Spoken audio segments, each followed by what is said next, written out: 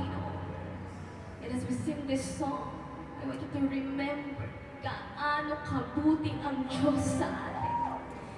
Sabay-sabay buong puso, aawitan natin ang Panginoon na naging tapat sa taong ito at nananatiling tapat sa ating mga buhay. With all our hearts, let's give the best worship for Jesus.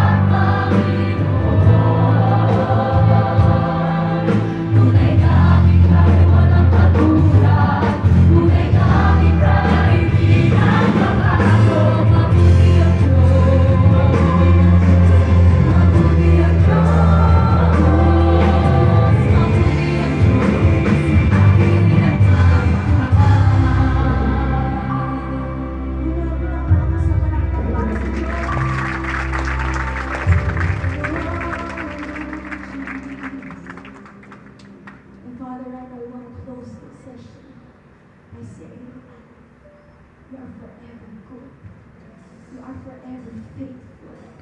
Salamat dahil ikaw ay mabuti. Nakakabasag ang iyong kabutihan. Ang iyong faithfulness sa buhay namin, sa churches namin, Lord. Wala kami ibang gustong gawin ngayon kundi magpasalamat. Salamat po, Panginoon. Amen. Mahal kita.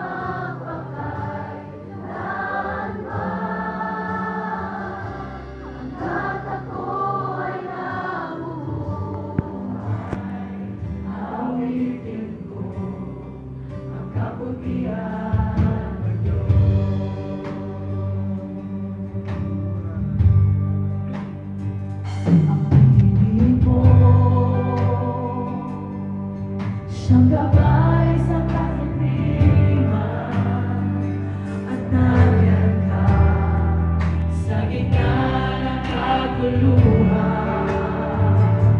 Ika'y aking kaibigan, o Diyos aking Ama. Ako'y buhay sa kabutihan ng Diyos.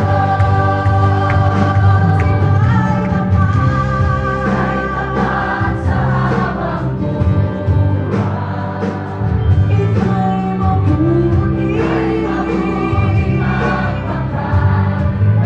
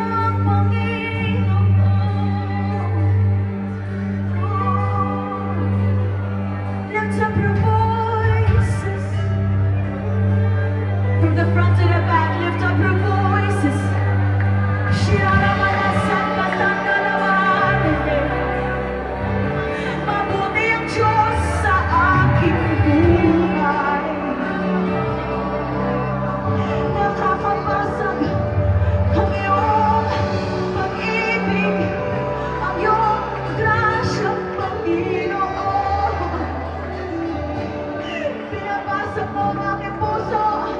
Just worship Him. Worship Him.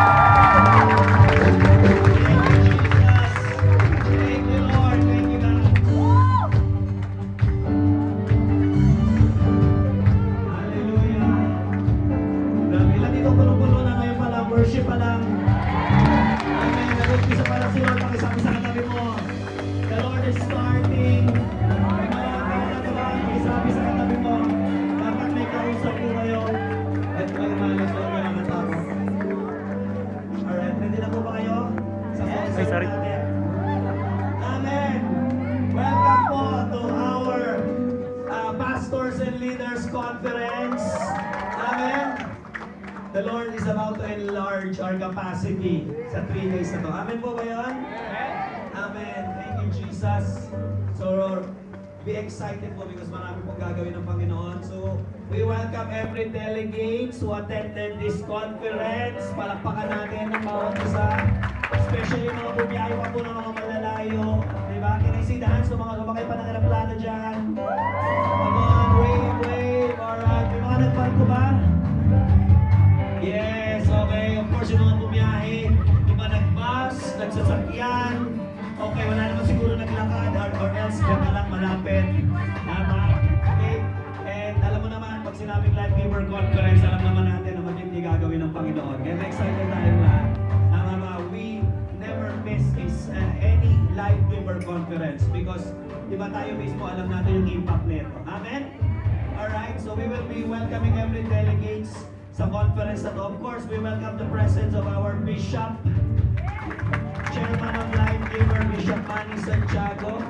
Walang pagod at walang sawa, naniling tayong lahat. At tayo ngayon ay nandito ngayon at narating ng Life Giver kung ano narating ngayon because of the leadership of our Bishop Manny. Amen. We love Bishop so much. Amen. Palakpakan natin ang Bishop, ang Bishop, naman natin. Of course, nandito rin po ang ating Exicom. Okay. Pinapangunahan po yan ng ating napakagandang presidente, Rev. Peggy. Amen. Wow, thank you Lord. And of course, andyan din po from Mindanao ang ating batang-bata, binatang Vice President, Rev. Nestor Pangulba. Amen. The Secretary of Life Giver, Rev. Helen Santiago. Born again po ako, ganyan na po yung tsura niya. Ngayon, 20 years na po ako sa Life Giver, ganyan pa rin po yung tsura niya. Okay? Malapit na po yung Pasko. Okay? Of course, andito po ako, treasurer po ng Life Giver. You're very own. And we welcome the presence, of course, of all the council members from Japan, Rev. Narwin Santos, Coach Diane Bustos, Pastor Adobe Pasco, Amen. Rev. Jamie Manuel, alright. Rev. Lovely Go, Rev. Michelle Simana, Pastor Jean Umawan, Pastor Jeffrey Agustin, and Coach Winnie Garland. Palakpakan po natin ang ating council. And of course, we want to welcome every churches who representing, represent po yan ang lahat ng Life Giver. Diba ang ating pong NCR District Life Giver Central headed by Bishop Manny Santiago and Rev. Helen.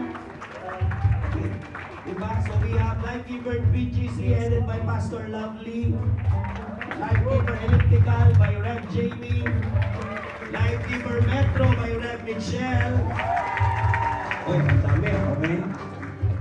Life Giver Commonwealth and Life Giver Batanes by Pas Miko. Grabe, dalawa church. Life Giver Manresa by Pastor Rainier and Pastor Roma. Tingnan po sila. Okay? Life Giver Marikina by Rev. Reynaldo.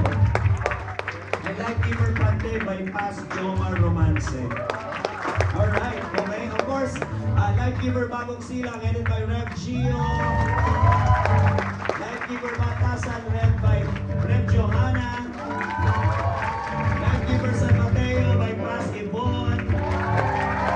Life Giver Camarin. Okay. By Pas Heidi. Life Giver Cubao. Okay, ng aming Ninong Rev. Lito Valley. And Pastora Ces Valley.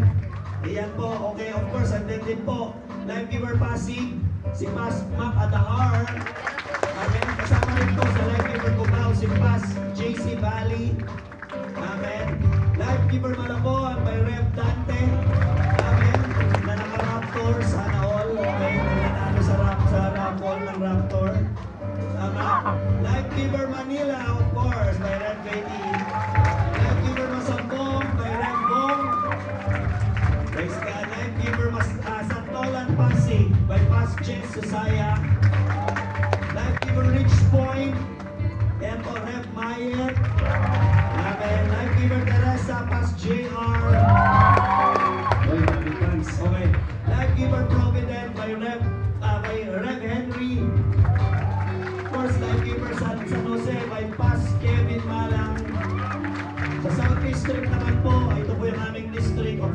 presented by yours truly, ang aming napakagandang asawa, Pas Susilo Marco.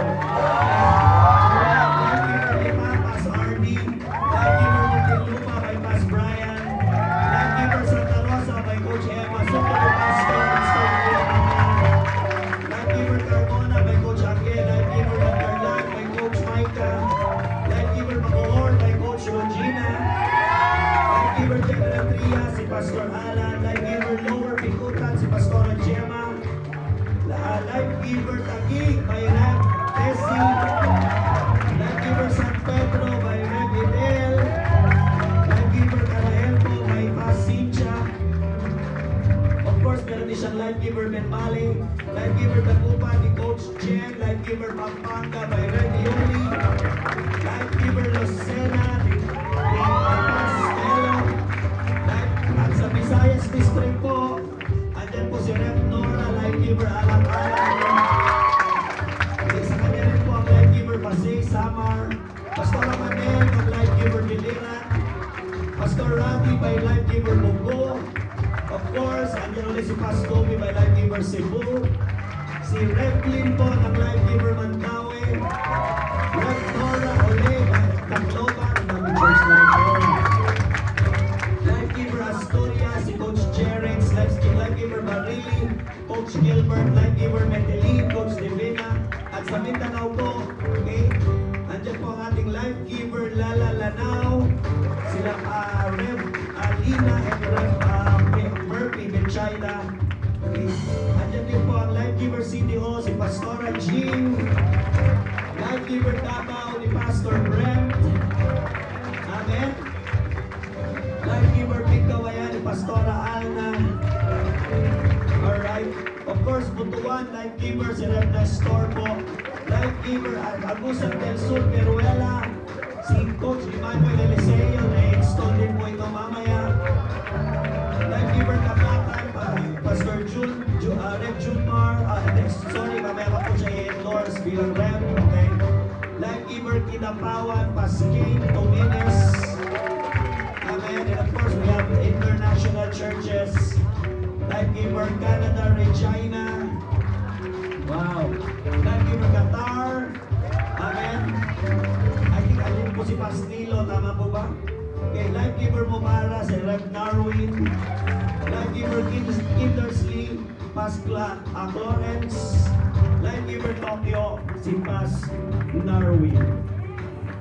Amen. And of course, okay, di ba, ang ating pong bagong affiliate na life giver at PK. Andiyan po sila, si Pastor Ricky at ang kanyang asawa po. Welcome po sa life giver. Praise God. Thank you so much. So excited po kaming lahat sa gagawin ng Panginoon. Hope you are. So sit back, relax, learn all the things na ituturo ng Panginoon. And of course, have fun. God bless you all po.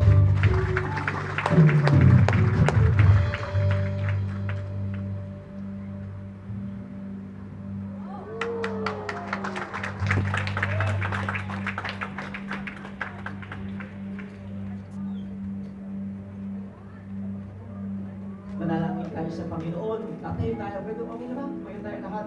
Taas natin ating kamay. Baka lumaki-laki pa tayo. Amen. Praise the Lord. Can we shout, praise God, hallelujah? Praise God! We say hallelujah, glory to God. God is good, amen? Today as a family, we congregate as a family, knowing and believing that you have something very special to us of our dear Father. We are just a small, tiny church who is, Lord God, striving to become significant in our generation. We just want to glorify only one God and one Savior. We just want to recognize the presence of our presiding Holy Spirit, who is the one who created this church. Mula sa isang outskirt na lugar, ay binunga mo ang simbahan na ito. Mahal na mahal ng church na ito, ang body of Christ. We love this body of Christ so much. And we have no intention of harming the church, but to help every church in every city to become significant in this generation. We love you. Thank you. I hope that you will rekindle again the fire that you have installed to us to see the beauty of the Great Commission, the Great Home. Great Home is the map, and the Great Home is the final destiny of the church. We love you and thank you. In Jesus' name, everybody say amen. Ang tayo po, pakiyakan po nga, yung mga Gcash, yung mga Gcash. Happy na natin ang yun ang ngayon sa mga. It's a different Dito tayo number 2. Doon tayo. Ako pa kasi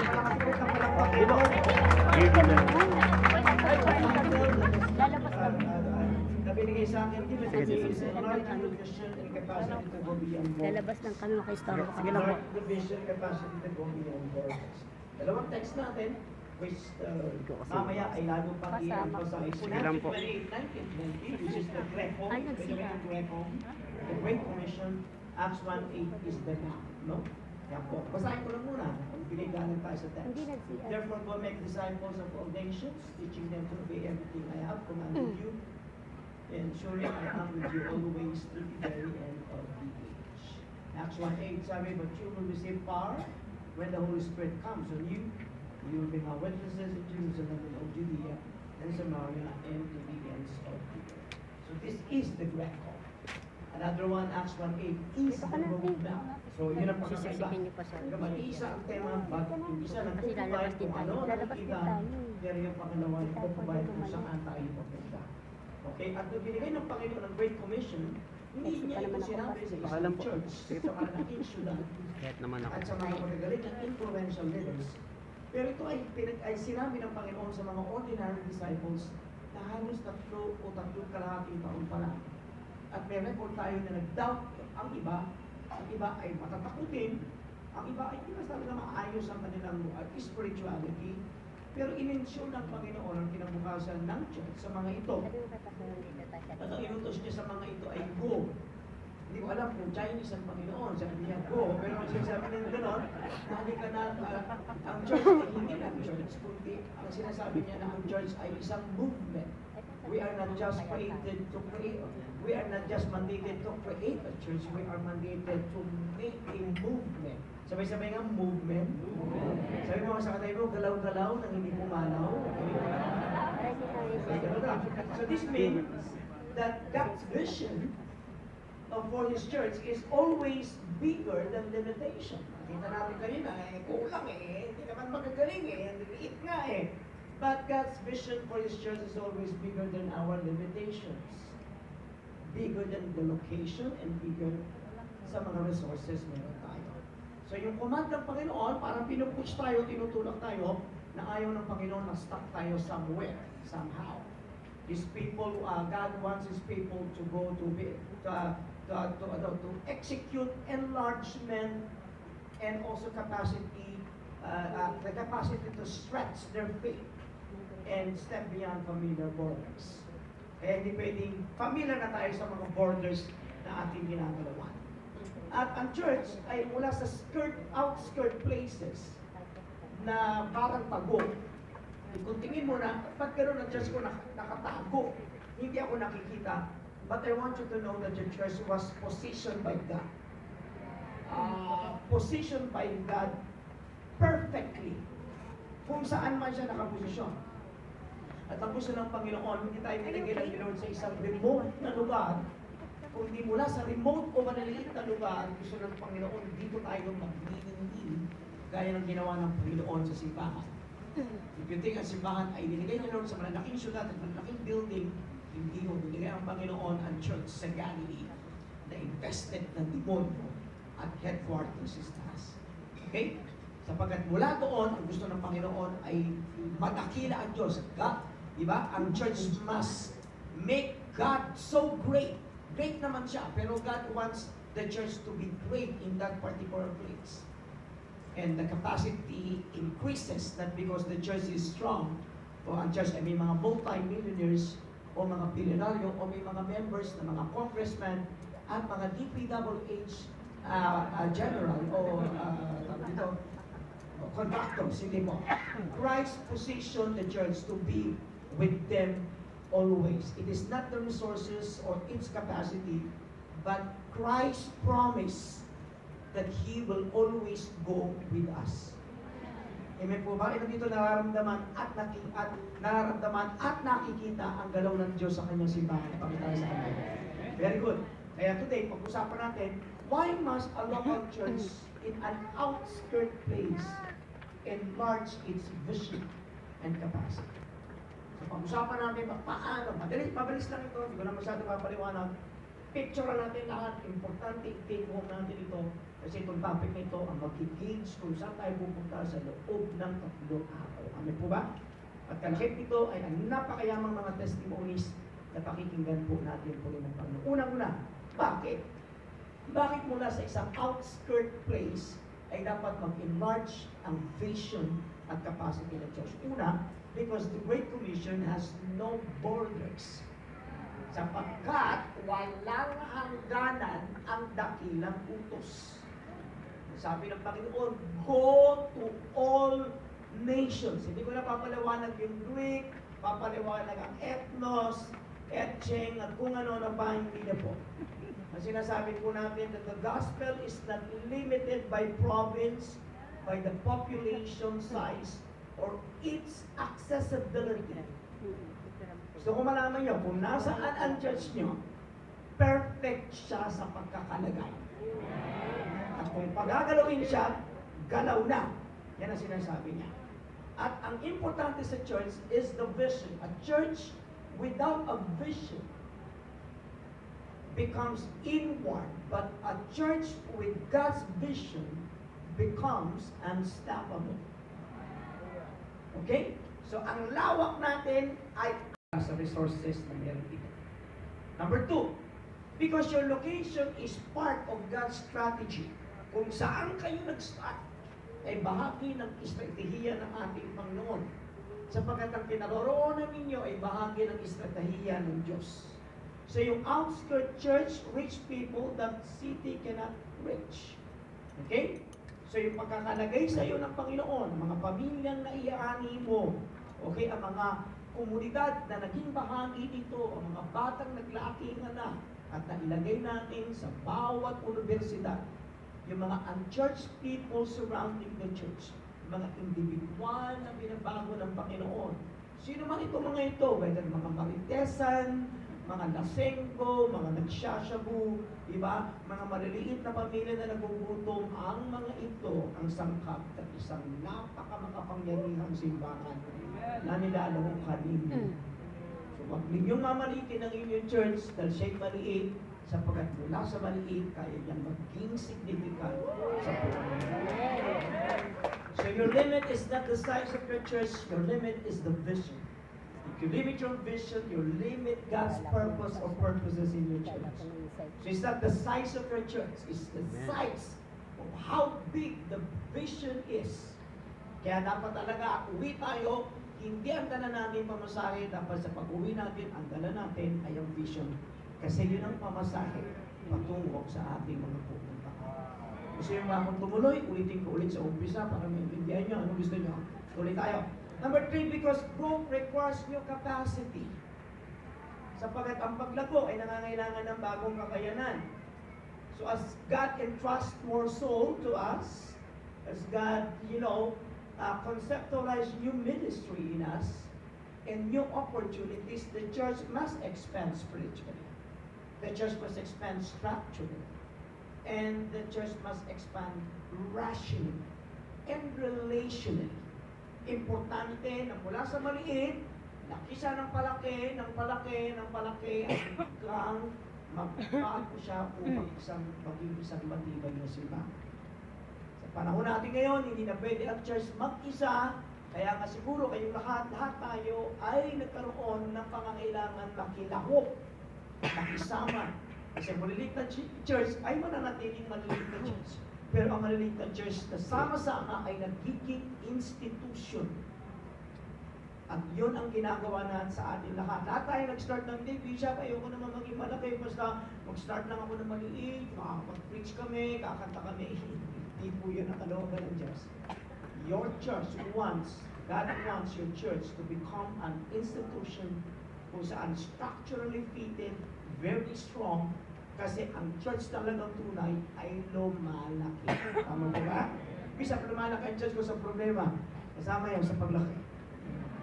Kung may problema ang church nyo, ibig sabihin church kayo. Amen po ba? Sa iyo mga sakay mo, congratulations. Mas malaki problema ko sa iyo. Okay? Kalakpakan natin ang Panginoon. Do you want me to continue? Number 4, because God's power is revealed through faith-filled expansion. Ibig sabihin, sapagkat nangangayag ang kapangyarihan ng Diyos kapag ang iglesia ay lumalawak. Saan? Sa pananampalataya. Kapag ang isang maliit na remote na church ay nag-steps out in obedience sa pagsunod niya sa Diyos, ibig sabihin nito, yung glory ng Panginoon ay hindi na nakasalalay sa abilidad ng isang individual na pastor. Inililipat na ito sa abilidad ng Diyos na nagpapastor sa simbahan. So, gagawin ng Panginoon sa mga maliliit na pastor na tulad po natin, na maliliit ang simbahan, ibibigay ng Diyos yung pangitain niya, kasi ang gusto ng Diyos sa pamamagitan ng pangitain ay maluwalhati ang Panginoon. At naluluwalhati ang Diyos sa simbahang may pangitain. Kapag wala kayong pangitain, pangit ka, kapatid. Pero kapag ikaw ay may pangitain, nagiging maganda, nagiging attractive, ang tao ay pupunta sa simbahan may pangitain. Kasi kapag may pangitain ng church, attracted ang tao. Walang tao na gusto mabilang sa mga mahihina. No. Diba, one of my social needs is to be part of a church. Each day, bawat araw ay lumalago. Naghahanap ako bilang tao ng simbahang may significance. Ang pangangailangan ng tao ay hindi pumunta sa church na masaya. Hindi po. Naghahanap ang tao ng simbahang malakas. Lumalaki. Malago kasi bakit? Yun kasi ang social need ko. Diba? Every soul wants to be identified with a church that is growing. And the only way for the church to grow is to have a clear-cut vision and mission na i-embrace nila sa kami-kami. So, paano ko uuwi sa church ko? Pangitan. Sasabihin ko, eto tayo. Diba? Where do we go from here? Eto tayo. Punta tayo dito. Pag ganun ang pastor, dadami ang tao. Kasi yun ang hinahanap ng mga tao. Gusto ko itong pastor na ito. Dadalhin ako sa lugar na mga bagay na hindi ko pa napupuntahan. Amen? This leads me to point number 5. Because Christ Himself promised His presence. Sabi ng Panginoon, and lo, I will be with you always to the very end of the age. Sapagkat ang pangako ni Kristo ay sumama sa atin at siya ang may katiyakan ng ating katiyakan. Sabi ni Lord, surely I am with you always to the very end of the age. God will go with a person who wants to make His church grow. God will join a pastor who wants his church to play a significant role in winning the world. Sabi ni Lord, sama ako sa iyo. Ayaw ni Lord sumama sa pastor, manggagawa na papunta sa paglibing ng tao. Hindi siya sasama siya sa mga simbangan na pagtungo sa paglago. Sabi ni Lord, gusto mo lumago? Opo. Gusto mo mawin ng mundo? Opo. Sama at sasamahan. Tignan na. Ang pagsama ng Diyos ay sa mga tao na nagdi-discipleship. And so if Jesus is with you, then no borders is too far. No place is too small. And no mission is difficult or too difficult. Tama ba? Nakita ko lang sa inyo picture ng mapa ng Croatia. Yan ang Croatia. Croatia, Finland, and Poland. Tatlo po nilagay itong tatlo. Alam nyo ba, nabukas sila ngayon, naghahakot sila ngayon ng mga Pilipino na gustong mag-migrate sa Poland. Naghahakot din ng Croatia, maraming Pilipino ngayon, nag-start ata last year, na nagtatawag ang Croatia na dito kayo tumira kasi kailangan namin na magagawa. Ganon din ang Finland at ang Switzerland. So, pinakita ko sa inyo yung picture. Di ba? Marami kayong magagawa na pumupunta na yan. At hindi natin alam, baka nandun na. So, what do you do? Ano gagawin nyo? Ay, pag-pray ko, Lord, Pag-pray ko, na sila pumunta, sumweldo, magpatayos kayo sa akin. Sandali lang, kung tithes ang target mo, nagpupunta yung tao mo rito, o wala kang tao pupunta rito, di ba? Hindi mo naiintindihan. Ang sinasabi ng Panginoon, o yung Poland, bukas na anong gagawin ng church mo? Bukas yung Croatia, bukas ang Finland. Okay, sa Makati, ang mga ito ay open. Okay, ano ang personal assessment ko? Ito po ang personal assessment ko. Ito prangkahan tayo. Okay ba kayo? Okay mabibigan sa akin? Are you okay? Late na yung life giver sa foreign mission. Kailan late? Late na. Late na tayo. Mabagal tayo. Nagpuntahan na dyan lahat ang tao yun. Yung tao natin, nagpunta na lahat dyan.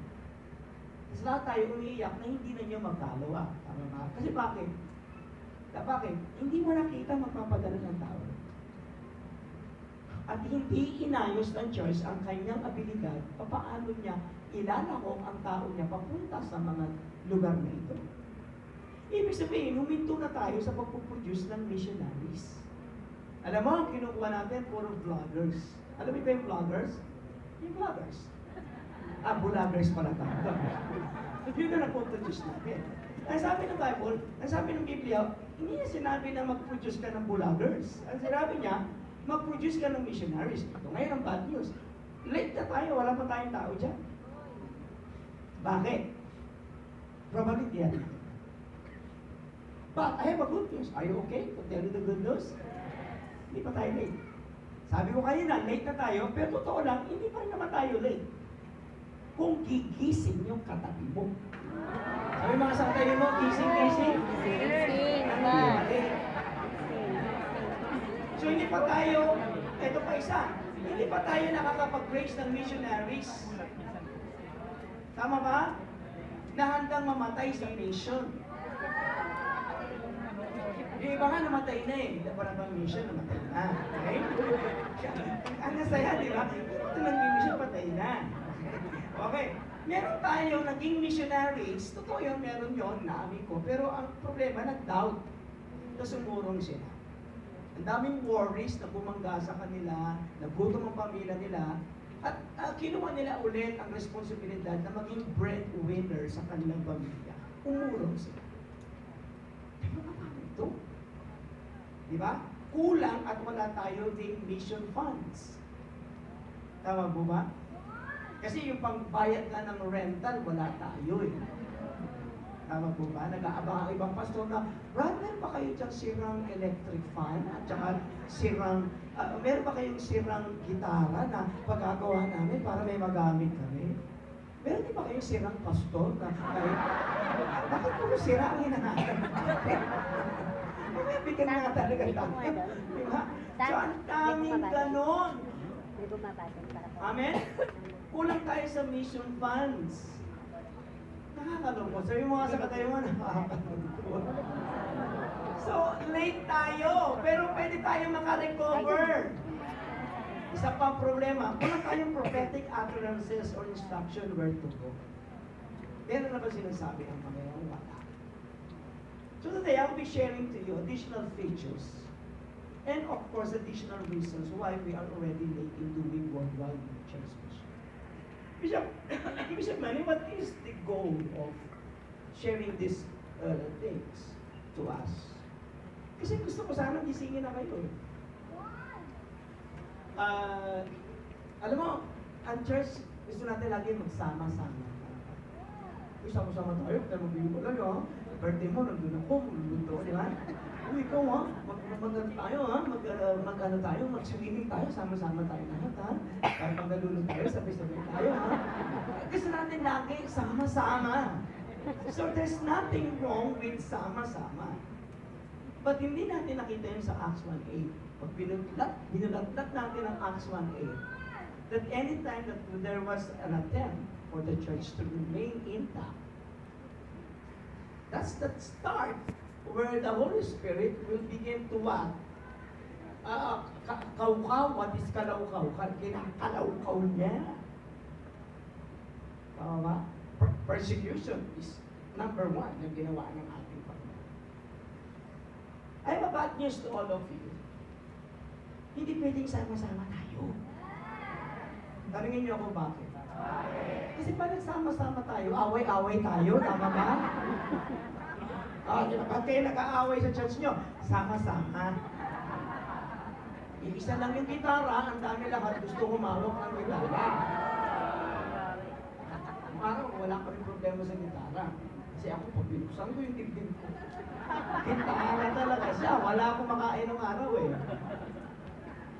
Problema, the church was not intended by God to sama-sama. As a matter of fact, the 12 disciples were scattered abroad. And they died in different parts of the world. That's the only way to go, is for you to die. Just to die. Sama-sama pa. Pag nagsama-sama kayo lagi, huwag kayo wala, huwag kayo sa akin. Ito masakit, kung ito mangyayari sa atin, magugulat kayo sa isa-isa, biglang kinubuhay siya, nagka-cancer, nagka-TB, siya. Kaya gagawin niyo, sama-sama kayo, anong gagawin niyo? Hindi kayo mag-i-spread ng gospel, ang gagawin niyo, maglilibing kayo lagi. Ano service niyo? Funeral service, wake service. Diba? Ano pa? Embalsamo service. Hanap parong nakakatayo, service. Sama-sama pa more. So how do I, Bishop Manny, convince me? Sabi nga, Bishop Manny, convince me. Sabi mo sa katabi mo, lumayas ka na kapatid. Hindi ba nakakatawa na yung katabi mo, lumayas ka? Lagi tayo nakikita-kita, amin-amin na kita, malayo ka na, alam ko na. Ito na si Formalin, para po na.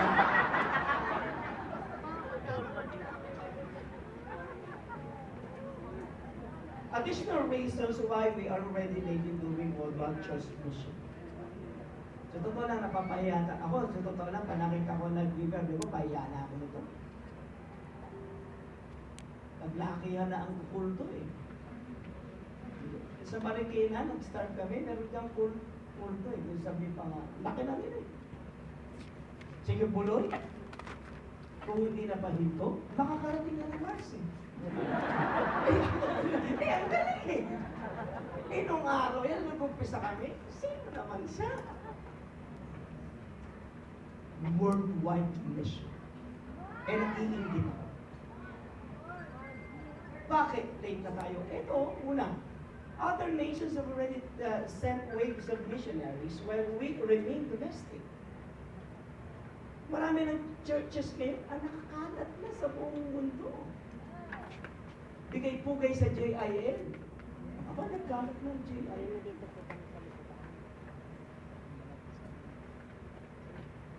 Nakakahanga. Ang dami na nag-mission.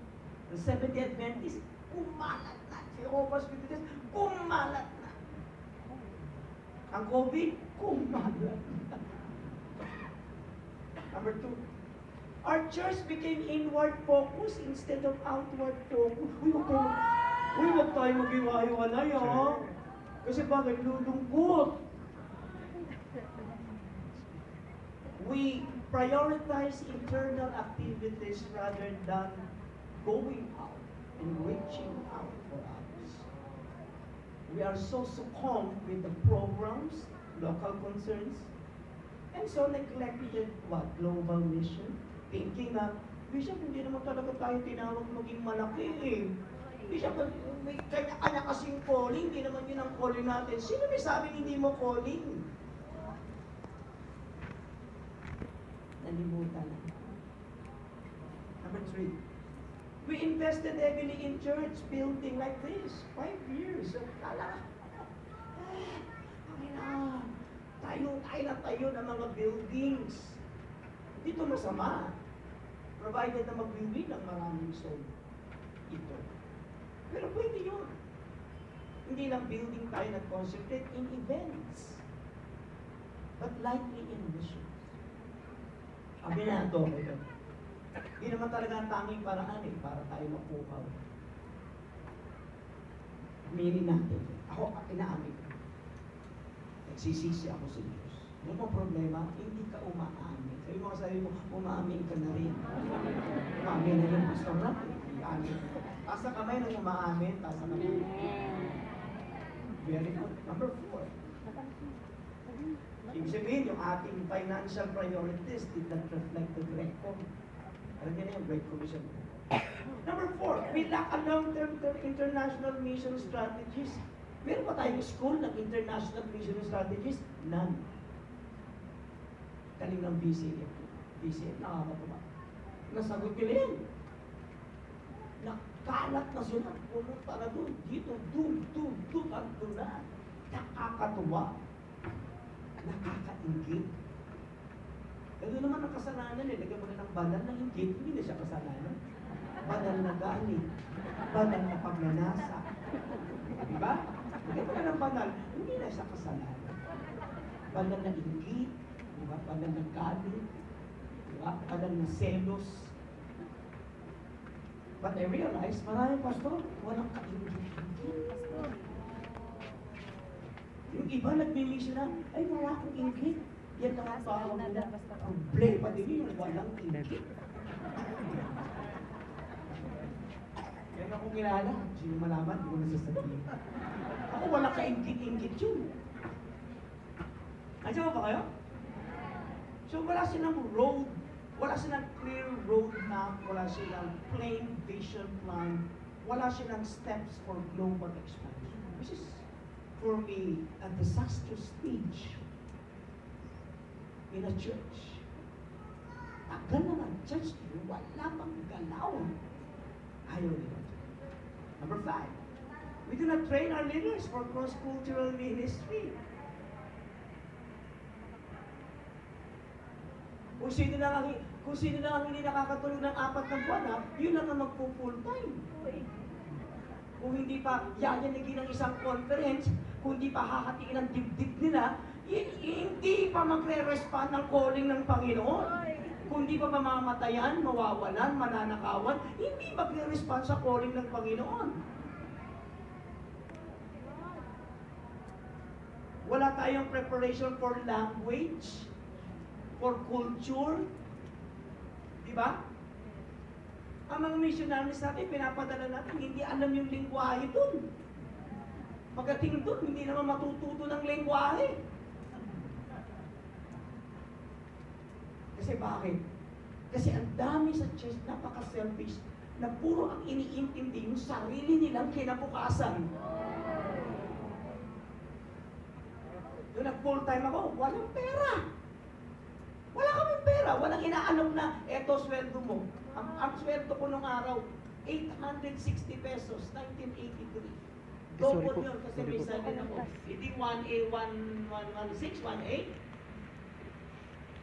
Pinagpalit ko sa 65 pesos, may sermon pa. At yung 65 pesos na yon, pag dumating, ipag-pray mo pa kung darating yung 65 pesos. Most likely, hindi siya dumarating. Kaya pagkain mo, lunok, tubig, laway. Lunokin mo lang, parang ito ka, lunok lang lunok, puro laway kainin mo. Kaya mo siya mag-circulate dyan sa lalamunan. Nandiyan ko ba kayo? Hindi tayo serious. Number 6, are you okay? Gusto niyo ba umpisahan ulit sa umpisa para natin Number 6, we became dependent on spontaneous calling instead of intentional equipping. Kailangan lagi kinukontrol kung may tawag ka, pero kung wala ng sparkling at wala ng quickening, ay hindi na ako tinawag ni Lord. Ha? Sakalin kita dyan eh. Kailan nagbago ang calling ni Lord? This is calling, not pulling-ling. Diba? Unless may pulling-ling ka. Okay? Pag nag-serve ka kay Lord, nag-full time ka kay Lord, naging manggagawa ka ni Lord, patay kung patay, wala nang iwanan nito, wala nang bagay ka nito.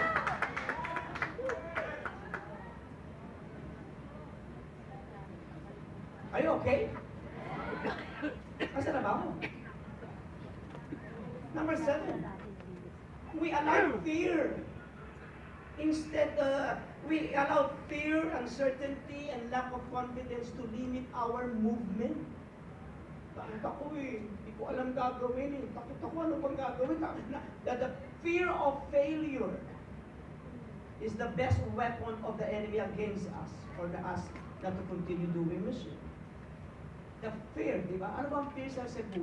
Di ba fear? The fear of danger.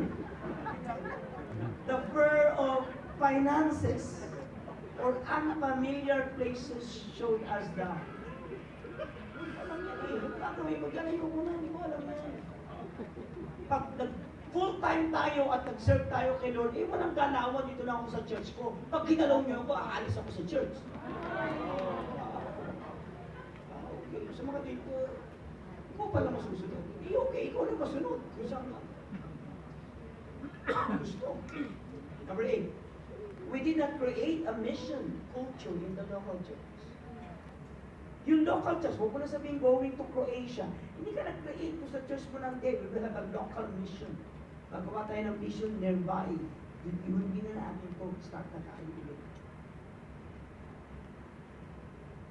So, di natin in-expose yung mga members natin for local o global mission. Hindi natin sila kinumentuhan ng mga mission stories and strategies. Hindi natin pinakita sa kanila yung global needs for missionaries na baka sakali yakapin nila. Hindi tayo inantig ng mga inipo natin testimony ng mga misyonaryo ng mga pagbugi at humugi ng mga Ha? bansa. Nababain ko lang. Sa bawat progression at progress ng bawat bansa, sa lahat man ng bansa, ay laging may misyonaryo sa likod nito na nagbubuk ng panahon wala sila. Number 10, we did not build a sustainable Sunday structures. Ibig sabihin, hindi nagtayo yung church mo at church ko at ang life giver ng church ng mission agency. Hindi pa nga siya nag-recruit eh. Hindi tayo nag-create ng mga team-based group na isa-send natin sa Mindanao. O isend man lang natin sa mga ghost project para bantayan kung meron nga ba talaga infrastructure na itinatayo niya. Wala tayong follow-up system. Basta, kinag-concentrate ang church mo sa Meron ka Sunday, pa? ha? Ikaw Nine. mag-open prayer, Sunday, ikaw magkakasal ng limon, ikaw magbubukas ng bituan, ikaw magigitara, ikaw mag-pray for exhortation, ako mag-baptize. Ang saya-saya. Grabe, ang church, ang saya-saya. Pero walang naliligtas. So, ang saya-saya naman. Amen? Sabi ka, ang saya-saya. Pero walang naliligtas. Are you okay? Hindi ko kayo pinapataw na. Tinitira ko talaga kayo. Number 11, we emphasize revival but not Great Commission. Thinking na yung iyak-iyak, tumba-tumba, laway-laway ay revival. Ang tunay na revival ay ang pag-win ng maraming kaluluwa sa Panginoon. So tanong, ano revival? Iyak-iyak, tumba-tumba? Marami nga, tumba ng tumba, bakla pa rin. Tumba ulit, bakla pa rin siya. Pagtumba, bakla pa rin siya. Pagtumba niya, ay! Pagtawa niya, ay!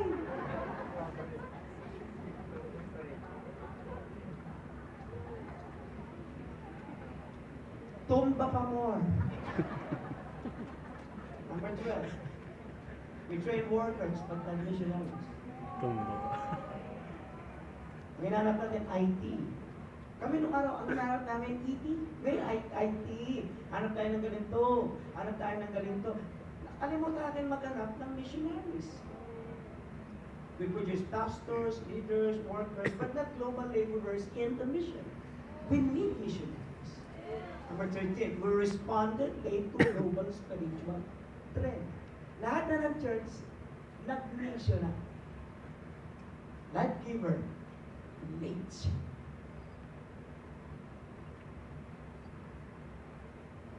Dahil alam, aalis pala yung mga tao natin, magmamigrate. Yung life giver members magdadiaspora na, pupunta na ng Canada, pupunta na ng LA, pupunta na ng Croatia, hindi ka pa nag-iisip, wala kang ginawa, kundi i-pray over sila para gumanda ang buhay nila doon.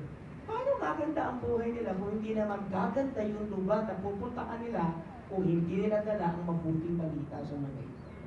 So ilang Pilipino ang umuwi na nasa kahon kasi ang target nila kumita ng pera doon. Imbis na kumita ng kaluluwang dadalhin sa harapan ng Diyos. Meaning this church is so slow to adapt. What is the trend? Number 14 last, that we did not teach the church about the urgency of unreached people. Many still, up to this day, do not understand that 42% of the people has no access to the gospel. Many tribes, nations, and languages remain unreached. We are late because we allowed comfort to dominate our world. 15.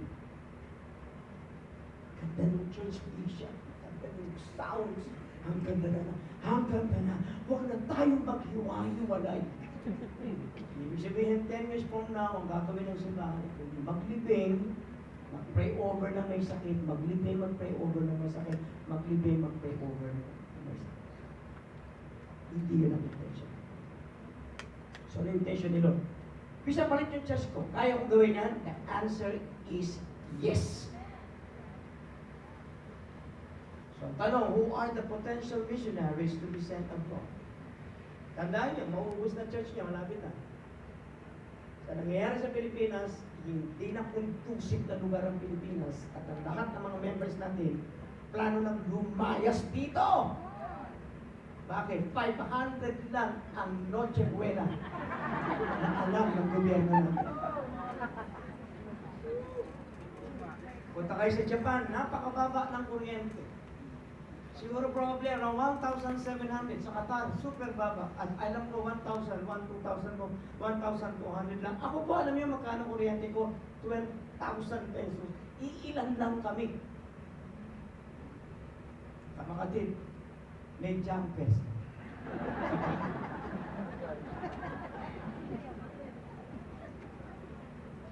Sa Qatar, sa 32 pesos mo, malilibot mo na sa tren ang buong Qatar. Alam niyo, nakakatuwa, ang grab nila ay 180 pesos sa 42 minutes na biyahe. So, ibig sabihin, ang member nyo, malapit na po silang umalis sa inyo. Aalis po sila dito. Ito nakakatawa. Kayo, pastor, malapit na rin kayo umalis. Whether papunta sa ibang bansa o papanik na sa langit. Tama ba? May kausap ba ako rito? Nung pumunta po ako sa US, wala na akong planong bumalik.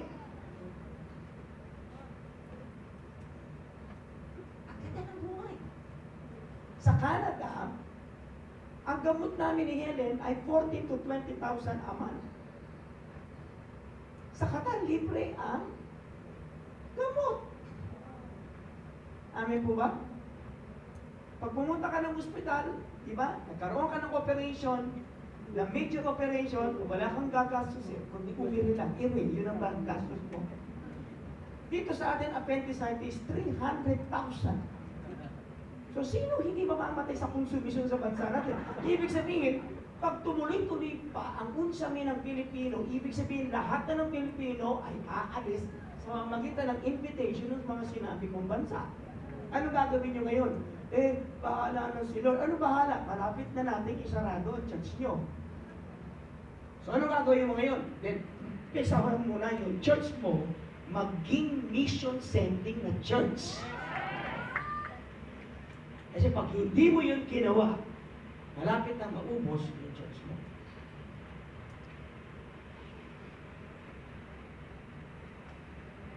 Challenging. Tama po ba? Oh, challenging. So, anong gagawin mo ngayon? Una, anong gagawin mo ngayon? Purihin ang Panginoon Diyos. Una, hanapin mo ang missionaries mo. Sino ang missionaries mo? Tuwing Sunday, tuwing Monday, sesend mo doon, hindi ho. Missionary mo talaga na handa na sa pag-alis niya, sa pagtatrabaho niya, magbubukas siya ng eskwelahan, magbubukas siya ng trabaho, magbubukas siya sa abroad, mga tao na handa at kayang gumawa ng church. Sino sila? Una, hanapin mo, those with a genuine call from God. Yung may mga tunay na tawag ng Diyos. Hindi emotional lang.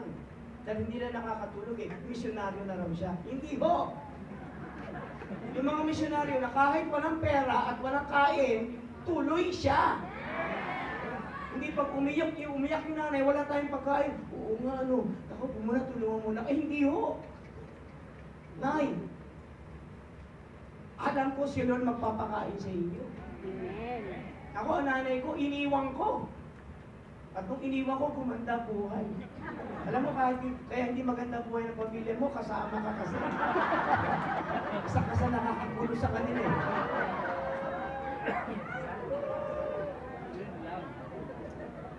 Pangalawa, sino kahanapin ko? Spiritually mature disciple believers.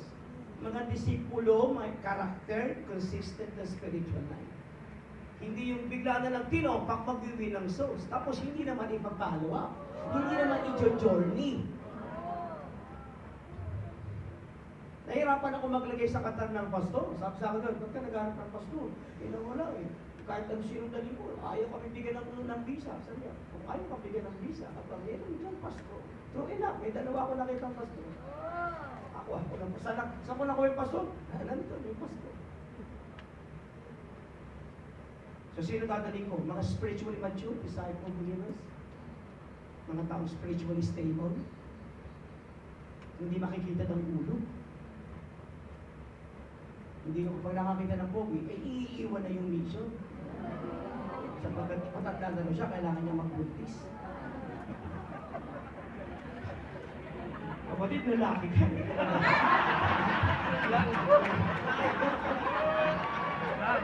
May rapat tayo dyan. May rakat enough para gawin yan. Are you okay? Number 4, those with a heart for the lost. Oo nga, alam ko lang. Those who are yung local ministry first. Tapat muna sa local church bago ipadala abroad. Hindi nang gagatata yung church mo, liit-liit ng church mo, magbubukas na lang siya ng church. Bubukas na nang gagatata yung church nyo. Dapat yung i-send nyo, napalago nila kahit pa paano yung local church mo. Nakapag-produce sila ng life group leaders. Hindi yung biglang aalis na nun, dahil missionary na siya. Missionary ka. Wala ka pang proven track record, missionary ka na. So saan ko makikita ang missionary? Andyan, pa sa palipaligid ninyo. Kaya ako, binigyan ako ni Lord ng mata. Ang unang-una agad, anytime pupunta ako sa Diyos, may mata agad ako. Ito pastor, ito apostol. Ito mangkukulam, ito magalawa. Ito sa lamangkera, ito manghuhulan. Alam ko agad. Ito mamumunan lang ito. Ito may gusto sa akin. May gusto niya ako utahanan. Maraming pastor, tagal-tagal na sa church niya, wala siya nakikita ang bato. Pagka-born again ko 1983, nagpastor ako, yun agad ang nakuha ko kay Lord. Ito, pastor. Alam ko agad, ito, pastor. True enough, marami ako mali, pero ang dami ko nakuha ang pastor. Kaya ka di lumalago. Wala kang mata kung sino makikita mo. Sarado ka. Kaya ganyan mangyayari sa church mo kasi hindi mo nakikita. Ang Chinese ba't mayaman? Lahat kita. Ikaw, wala kita. Congratulations! Makakakita.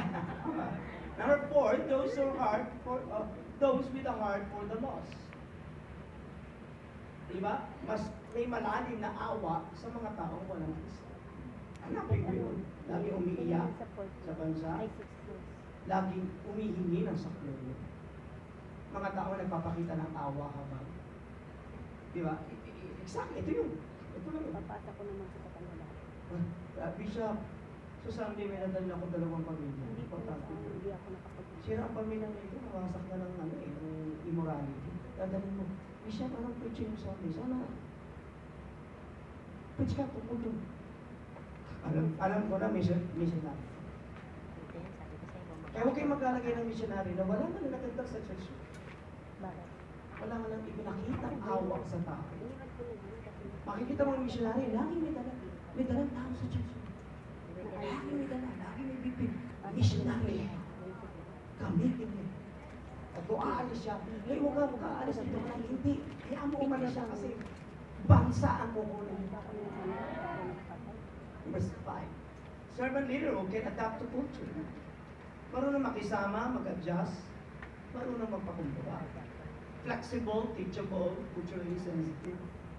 Hindi easily offended, marunong makinig.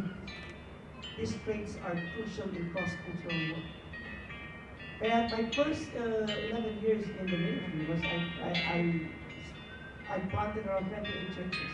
So tingin nyo, in 11 years, in my 28 churches that I planted, how many churches did I build? Each year, almost three. There was a time that I had 3 churches, 1 church, where I built around 12 churches in the span of 3 years. I was really called by God not to be a pastor, but to be a business. Bilis. Hanapin niyo yun. Ba't ang bilis nito? Ang laki ng tukaan nito. Ba't ang laki ng kuko nito? Hanapin mo yun. Meron ka nun. Doon ka magkakambisyon. Number 6, those willing to sacrifice and suffer for the gospel. Sino missionary? Abay, hanggang tumanas ng hirap, pagtitiis. Mga tao nagsasakripisyo sa Panginoon sa Kristo. Diba? Willing iwan yung comfort. Willing mag-stretch. Willing mag-face ng danger at discomfort. Hindi takot mawalan ng needs. Hindi takot mawalan para sa mission. Ito yung mga missionary work na napaka uncomfortable gawin. Pero hindi ko alam bakit nag-enjoy siya lang gawin eh. Hindi. Hanapin mo yun sa church. At kung ako sa inyo, bago sila lumipad, isahan nyo muna sa church na, bigyan kita ng slot, kaya mong punuin. Try natin. Bigyan mo ng slot sa church, pupunuin nila. Missionary yun. Meron ka rin.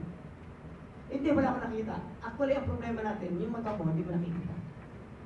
Pag binuksan mo yung mata mo, kaya sabi ng Panginoon, open your eyes, see the film. So the problem is, your eyes, wala siya nakikita. So sabi ng Lord, buksan mo yung mata mo. Pag nakita mo yun, doon mag-i-start, mag-expand. 7, those who show leadership potential. Ibig sabihin, may mga tao may kakayanan magtayo ng team, mag-disciple, mag-train ng iba. Kung nakakita ka lang ng tao na share ng gospel, hindi naman niya pinatalo up, hindi ko siya missionary. Ang missionary, alam niya pa paano niya ibabalik at ang sarili niya. As a matter of fact, any missionary na hindi siya nagtatayo ng church, hindi siya missionary. Usually, ang missionary, pagpunta niya, papalo upin niya yun. Pagka-follow up niya yun, guess, 3 buwan may church siya. At nakakatuwa, yung church niya, may music, may leader, may lugar. So, ang problema, pera? Hindi. May pati siya. Hanapin mo yun. Merong ano. Kaya mo lang di nakikita kasi hindi mo nakita. Or hindi mo ginagawa. Pag pumunta ang ibang church, gagawin ka. Number 7, those who show leadership potential. May kakayanan magtayo ng team. Number 8, those gifted in intercultural skill or language learning. Mahilig sa kultura. Mahilig sa mundo, umikot sa mundo. Gusto makipag-usap. Mga taong hindi nire-require, pero meron silang strong advantage na mag-enjoy and learning ng bagong language. Mga taong gustong-gusto ng tao, gustong-gusto ng kulay ng tao. Mga taong curious sa kultura at religiyon. Ang mga ito ay nandiyan. At sumasaya ang church. Kaya itong mga ito, pag pumupunta na ng probinsya nila, uuwi sila, namatayan kamag-anak nila. Pag uwi nila, siya, pastor, may problema ako eh. Kasi nung uwi ako sa bahay, dinibingan ng mami ko. Ang problema ay nashare ako ng gospel.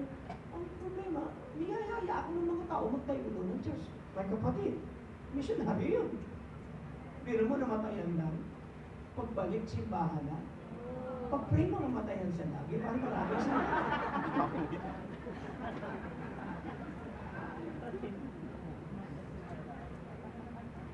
Hello, number 9. Young adults with fire. Older adults with wisdom. Parehong valuable nito eh. Yung young adults, may energy, flexibility, may boldness. Meron ka ba nito? Opo. Pangalawa, may adult ka ba na may pera? Opo. Pagsamahin mo. Young adult, may energy, flexibility, may boldness. Yung young adult, may wisdom, stability, experience, personal, pastoral strength. Ibig sabihin, both ito kailangan ng mission. Pagsamahin mo. Kaya nung nagpapasura ako sa Corpus Christi, Natatapos na tayo. lahat mag-report. Ito na yung church mo, 30, 60. Ako pagdating ko sa church, ang report ko, itong simbahan na. Sagot ni Father Ronald, ako na, mali, paano nangyari yun? Aba, hindi ko alam paano nangyari yun. Basta yung church ko, bata, pareho sila 30-60, 30-60, 30-60. Pagdating sa akin, 700, 800, 1,000. Parang bakit? Ang simbahan ko, 7, 12. Sa span ng 3 years. Kasi bakit? Anong difference? Yung nag-report pastor, nag-report ako, missionary ako. Binigyan ba ako ng pera ng Corpus Christi? Nada. Wala. Binigyan ba? Ang binigyan lang sa akin ni Brother Ron, looks lang. Yun lang, binigyan niya. Naubos pa. Pero ano ang meron ako sa iba? Hindi ako nagmamayabang. Record ko yun, hindi ako nag-isunod. Kumata ako sa mission. Makakita ko ng missionaries. Kung may magtuturo sa inyo ng mission, pati, kung kinalabas sa iba, pwede ko naman ng mission. Kasi napatunayan ko na po, 40 plus.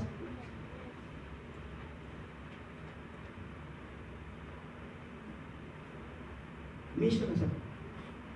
Hindi mission na expulsion, hindi. Mission na pagkatayo ng church. Kasi iba, na-expose kami. Grabe. O, nagtayo ka ng church. Wala. Hindi yan nasabi ng Bible. Number 10. Those who are serving as local missionaries, workers of church and church planters. Diba? Kung sino ang fruitful dito. Sino ang pwedeng ipadala? Fruitfulness in local mission is proof of readiness for foreign mission.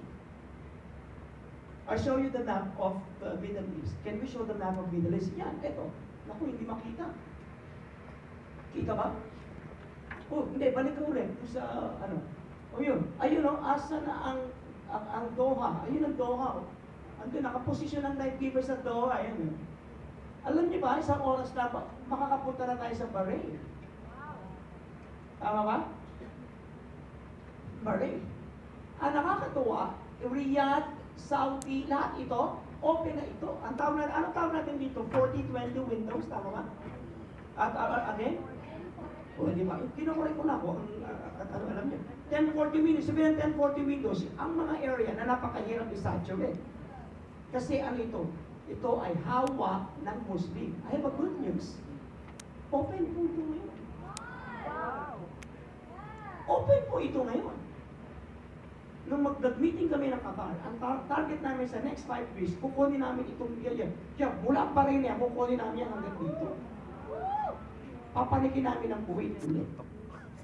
Maglalagay ng mission center ang Qatar, ang Doha Qatar Live Giver. Sabi ng dalawang pastor, Bishop, padala mo ulit kami sa Dubai. Bubuksan natin ulit. Mamaya kakwento ko sa inyo. Malapit na po ako matapos. Sabihin, kung ang tingin mo ang Saudi Arabia ay sa Muslim, mali po ba yun? Ang Saudi Arabia po at ang Middle East ay kay Kristo. So, tanong ko ngayon, sino sasama sa atin ngayon para ipadala dito? Taas ang kamay, gusto sumama. Umalis na kayo ngayon, pumunta na kayo doon, magkita-kita na tayo. Hindi lang yan. Can we just show the map of Europe? Europe now is open. Come on. Na, yeah, Europe is open. Ang laki nito. As a matter of fact, ang revival na nagaganap sa United Kingdom ay malaki na. Next, ang Africa din ay bukas na. Africa, bukas na ang Africa. Sinabi na ako ni Lord, bago ka mamatay, mali, magtatayo kayo ng Diyos sa Africa. Papadala ka doon ng missionary at ang mapapangasawa nila ay yung mga tao doon. Sa akin, naghanap ako ng mga tao na ilagay natin na hindi nakapag-asa-asawa, hahanapan ko hindi nakasawa. Kasi daw pala Brothers yun and na sisters, ano. walang amount ng salita na konbinsin. Kasi una, kung matigas ang ulo niyo sa mission, hindi ko naman po kayo mahihipo eh. Or kung maluwag ang puso niyo, wala namang amount ng pagkukonvince ang gagawin ko para makonvince kayo. Bakit? Una, hindi ako Diyos. Tama po ba? Pero ang church niya, nakikita niyo na yun lang kayo. At kung ang tingin niyo ay dura-dura na magagawin, ganun lang.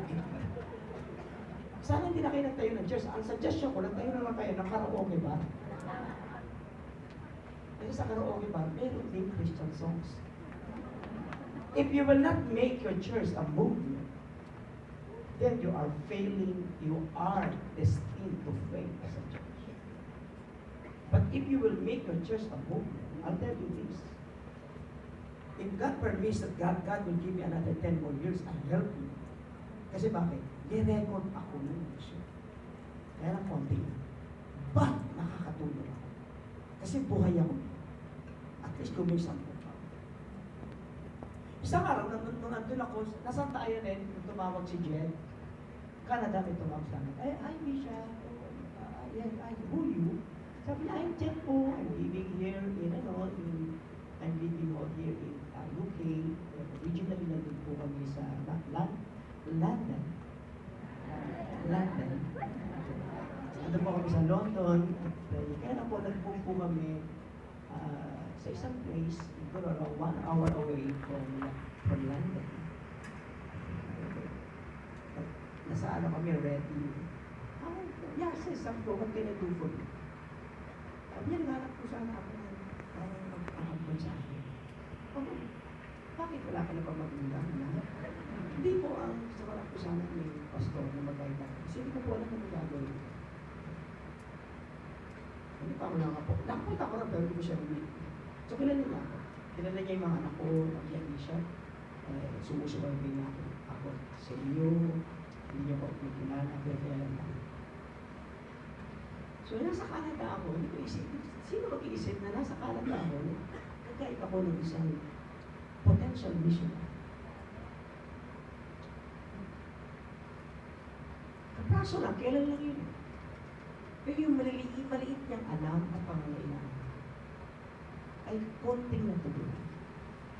And today, mag-share siya. So from London, from Reading, let's welcome, di ba? Let's welcome Jen sa ating ramang. Pakinggan natin siya. Jen, pasok ka na.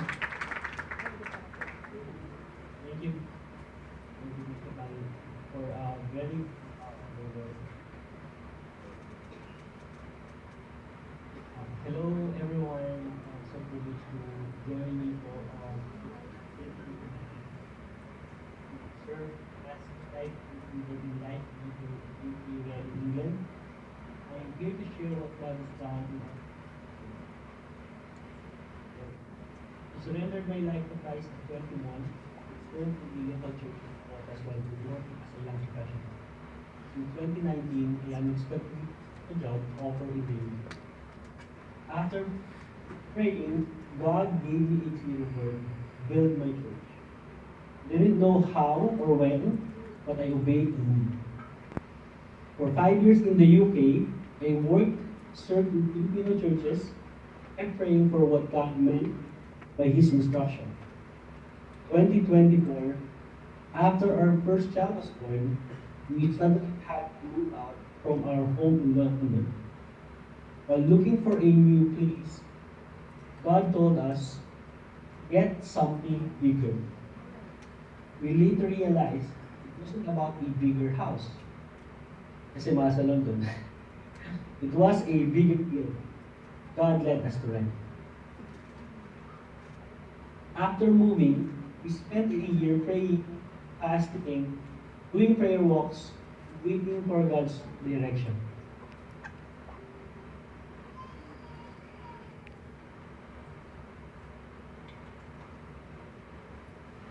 It was a season of exhaustion, raising 2 small kids.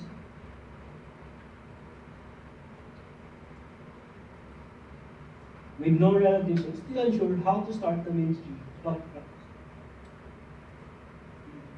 One night, desperate at night, I prayed, Lord, pabiluhin mo naman ka. Pinoong po. Red. Days later, my company announced redundancies, and I was included. Surprisingly, instead of fear, I felt peace. Matatanggal lang ako ng work, pero masaya pa. God was shifting our season. During my last week at work, we listened to Life Giver Central's podcast, where Bishop Manny shared about planting churches. That same day, I reached out to him, right awkward. Bishop Manny, Rev Helen, Rev Vicky, and Rev Jamie welcomed us, encouraged us, and gave us one word, lakaran. lakaran nyo na. We enrolled in Kindness Bible College, joined mentoring, attended trainings, and committed ourselves to growing and preparing. With Bishop's guidance and by God's grace, we created a plan and started reaching Filipinos in the UK. We launched online forums, made business cards, walked around Reading to connect with our kababayans, and published at Giver UK's website. Like what we did, please allow me to share some of the steps that we took. How we started our online program. At first, we created a simple poster with clear details and a call to action. So you can see a very large presentation of what we are advertising. And then next is our audience, Filipinos in the UK. Number two is that we inform to introduce the church, because some of the people will just be curious, want to know more. So we added our details, who we are. And then we gathered their contact details. Then, it will land to a Google spreadsheet, where we will see their names, their details, contact number, and social media. And we ask for their phone, and then we added, we may reach out to them on WhatsApp or whichever mode we want. Next is that our first contact and follow-up. For us, timely follow-up is key. Kasi, based from our experience, Filipinos abroad, really, when they reach out to you, we have actually been intentional on connecting. So if you can see that there on WhatsApp, we had Mary Jack, who reached out to us the day before, and then the next day we have already messaged that person. Tailor your response using the details they gave you. So no need to ask for any further questions. We believe that those details are enough, and they have provided already with open heart. So we just jump to the conversation. And don't shy away from using Taglish because, of course, they are our kababayans. Less formal and enjoy the conversation. Be intentional on connecting with them because understand that, like on face-to-face communication, once they stop meaning, they are already interested. Some of the people reach out via Facebook page we created. So, mabilis din po kami mag-respond because we know that we will reach out to you on their availability. And if not, we just go to their emails and directly introduce ourselves, send the link to our live group, and whenever they give further details, just tell them that we will reach out to them and expect a message. So what's next? So, may iba, I was really overwhelmed by build and engage your life group. So create your life group chat. Many of us are doing this already. But in abroad, will establish a sense of community. They are not the only one curious, that they are not the only one asking questions and excited to Christian family will give them comfort. Be excited and set a lively welcoming tone. Share that this is their safety. We also check in with them 2 to 3 times a week. Ano yung topic, anything, how was their day, for studies, the weather, traffic, recent local news, prayer requests.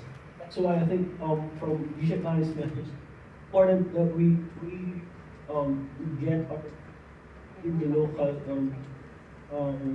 environment because we are already there and we're not anymore. So whatever updates in the laws, regulations, traffic, whether anything that affects OFW or immigration, life in your local community, we talk about that. And send individual messages to build up relationship. I think we also did personal catch up on via call, and sometimes we go travel just to meet them. We invite them on our fellowship in our house. And at first, isa lang, tapos eventually we had more, and we're looking forward to increase and multiply. Lastly, if you want to join our Life International group chat, you can just let me know, message me, or directly message Bishop, and we'll add you. We'll help you start and build your online platform, introduce Life Giver in your country or region. Sometimes get to know the group leaders and pastors nearby, can support and assist your online life group, and we can exchange notes and learnings with other international life groups and grow together.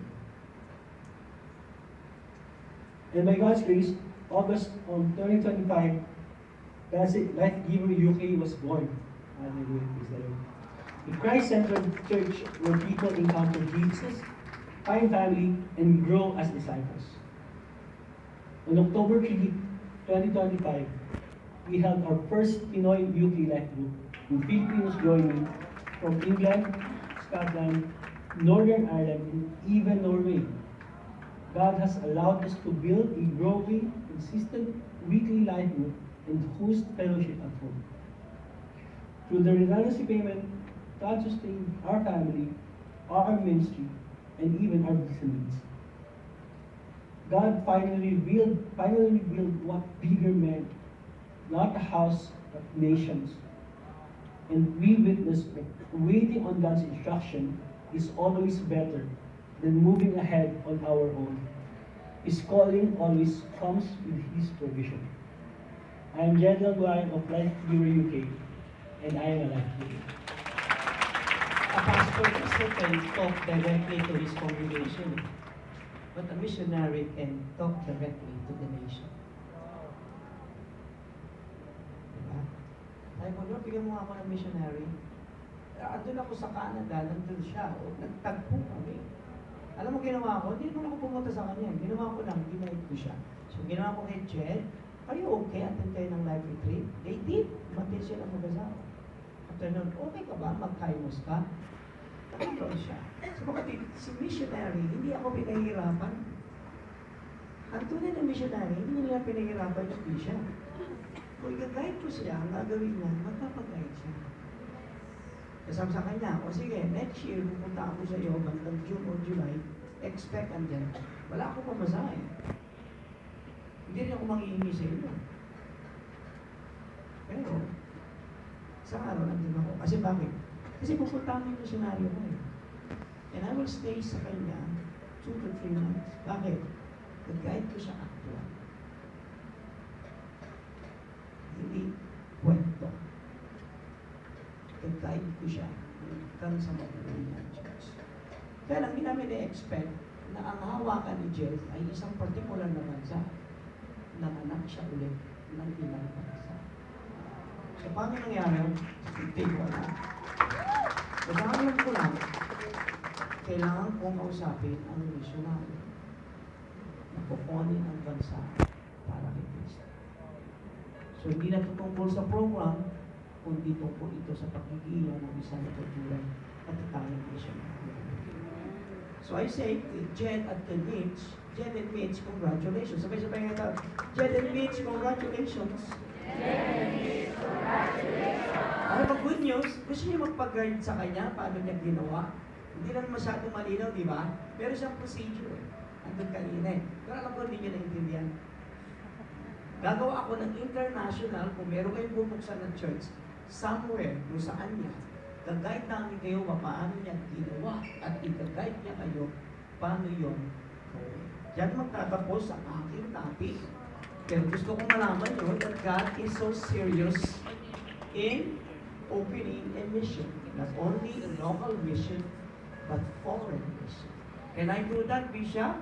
Opo. Kaya niyo pong gawin. Nasaan? Andito po sa harapan nito. Waterloo. At magugulat kayo kung paano ka magiging missionaryo at makakarating sa lugar. Nanalangin tayo sa Panginoon, tatayo tayo lahat. Now, bago ako magtapos, Bishop, meron po akong Dubai, meron po akong Canada, meron po akong Australia. Naku, inaalagaan ko po, hindi ko po alam ang gagawin, nakalaho na ako somewhere.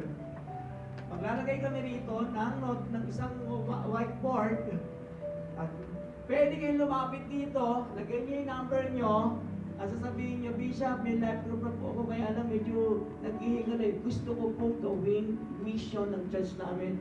Sulat niyo po at ipapakita namin mula bukas o sa makalawa kung gaano po kalaki ang sakop na nasasakop ng life group. Mga bansang kukunin natin sa harapan at sa paanan ng ating Panginoon. To close this, nung pumunta po ako sa Qatar, 5 na lang ang tao. May isang tao doon na kapag umalis na, kasarado na namin yung mga. Sagot sa akin ng Panginoon, Lord, kasarado ba? Mas madali kasarado. Sabi sa akin, Lord, kung sasarado. Mula sa 50 tao, nalagaan namin ni Helen. Naging 8. Nung naging 8, kinausap namin ng 8. Itinig ba natin, Diyos? Opo. Ginawa namin, pinroses namin yung journey natin. Inulit namin ulit. Kung 1, 2, 3, inulit namin. Yung 10 na yun.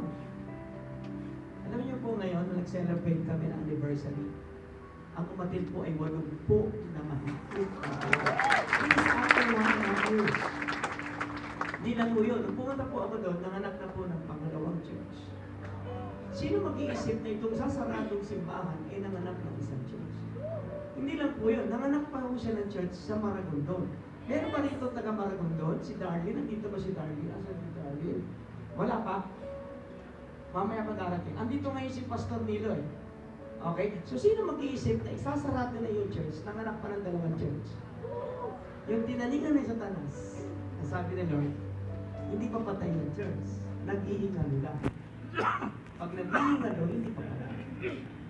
Ang masama kung patay. Guess, binuhay siya ng life. Anong Panginoon? Ngayon, nanganak ako ng church. Ito pa isa, nagbabanta ulit sila magbubukas sa Mindoro, sa San Jose, sa Dito. Paano nangyari yun? Hindi ko alam. Kasamalan ko lang, may utak misyonaryo na alam yung procedure at alam niya na yung sasarado ni Satanas. Takot si Satanas sa simbahan misyonaryo. Manalangin tayo sa ating Panginoon, Lord, pagpalain mo kami, taas ang mga kamay, humingi kami po sa iyo ng gabay, awa at habag na i-transition mo ang aming simbahan na maging matibay na church, na mga church na magiging missionary producing church at missionary sending church. Sa pag-alis ng aming member marahil patungo sa iba't ibang bansa, na nakikita namin ay mga simbahan, hindi ho life group, simbahan itatayo na magiging tahanan ng mga Filipino at maraming banyaga. Maraming pong salamat. Ang hamon ito ay itinatanim ko sa puso ng aking mga kapatid na hindi na muli mabubulog kahit kayo. Sa pangalan ng Ama, Anak, Diyos, Espiritu Santo, ng lahat ay magsabi ng Amen. Amen! Palakpakan natin ang Palakpakan po natin. Amen. Have faith for enlargement. Pangalawa, forget your shame and remember God's love. Amen. Enlargement cannot happen where shame is still alive. What will you do without freedom? Fight and you may die. Run and you'll live. At least a while. I'm dying in your beds many years from now. Would you be willing to trade all the days from this day to that for one chance, just one chance, to come back here and tell our enemies that they may take our lives, but they'll never take our freedom?